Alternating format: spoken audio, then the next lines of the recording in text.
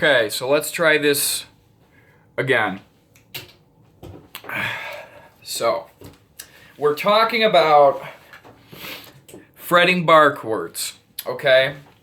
Now, the reason why you're probably getting the notion that the the F major bar chord is so important is because it's not that F the chord or F the note or F the key are vital in every single element of Western music. It's just that the shape, if you look at my shape, is the foundation for a lot of your other chord shapes. Not all of them, but a lot you're going to be playing. As you learn other chords and other chord voicings, which are just variations on a chord. So an example of a different chord voicing, here's an A major in open position. If I move it down, it's an A there still. It's the same four notes, it's the same chord, just in a different position with a different voicing and obviously a different sound. But back to our bar chords. So as you learn your bar chords, it's going to be a question of addition and subtraction of the notes in those chords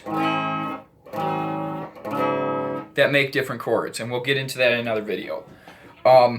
So if you look at how I'm fretting my chord, I'm trying to find a better example here.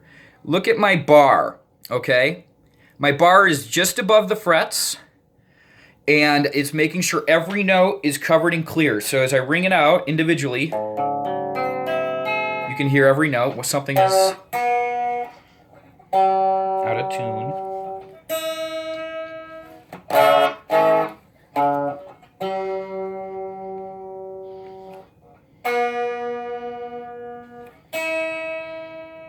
Close enough.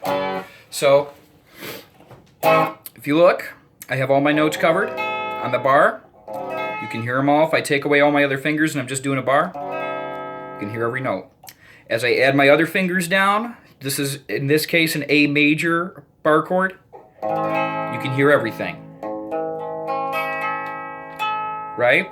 So when we're talking about what I call economy of motion, which is least amount of effort for the result you're trying to get and getting it correctly. So in this case, live notes, not half notes or dead notes, just clear chords.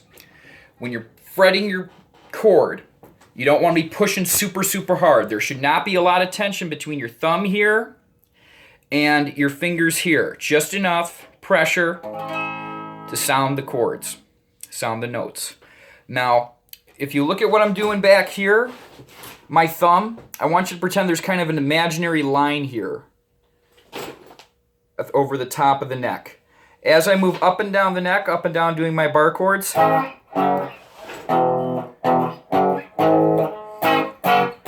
notice how my thumb is not going above that line. If you watch Jimi Hendrix play guitar,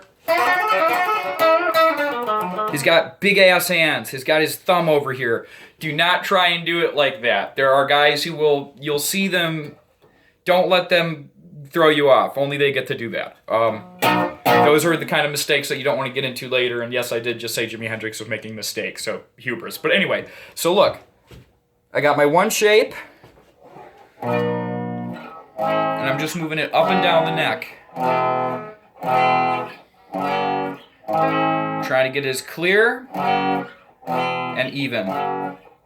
Look at the minimum amount of movement my hand is doing. It's literally going towards the guitar and away from the guitar, towards the bridge and away from the bridge. So that's really what you're looking for. So that's one example of economy of motion.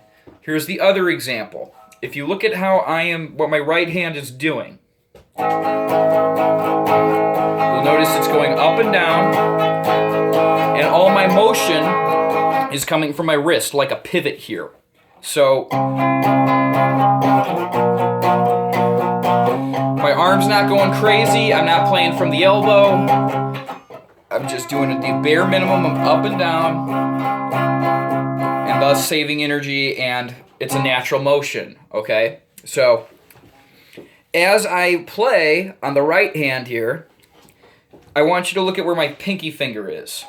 If you notice, my pinky finger is kind of always floating in this little space here. Sometimes it's physically grounded there, and again, not a lot of pressure. I just kind of have it almost like a feather's touch to it. That's controlling my range of motion, so that my range of motion, unless I'm performing, and by performing I mean doing physical theatrics, I'm never moving far above my E strings. If I'm going up, I stop pretty much right above my E. If I'm going down, I stop, that wasn't a good example, but you know, just a little bit below my E. And that's why I'm pointing out this guitar. There's no way I can go out of my range of motion. So when I practice, I use this. So as I go faster,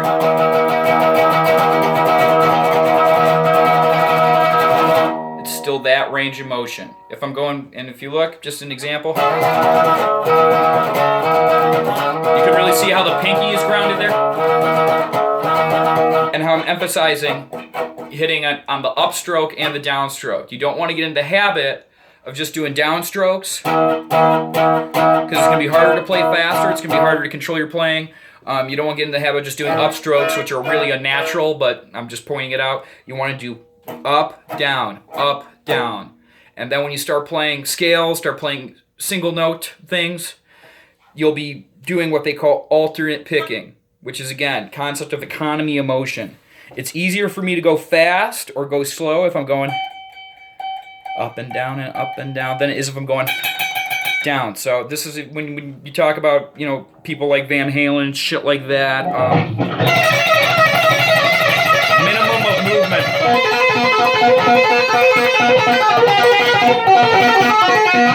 I'm moving as little as I need to be possible. So to sum it up, bar chords, not a lot of pressure. You want your hand to look something like that from the back, something like that from the front. Strumming, as little motion as possible to get the job done. And just try going, if you can't do the F major, try doing it the A major. Okay, so try doing it the 5th fret, just back to the 3rd fret. So.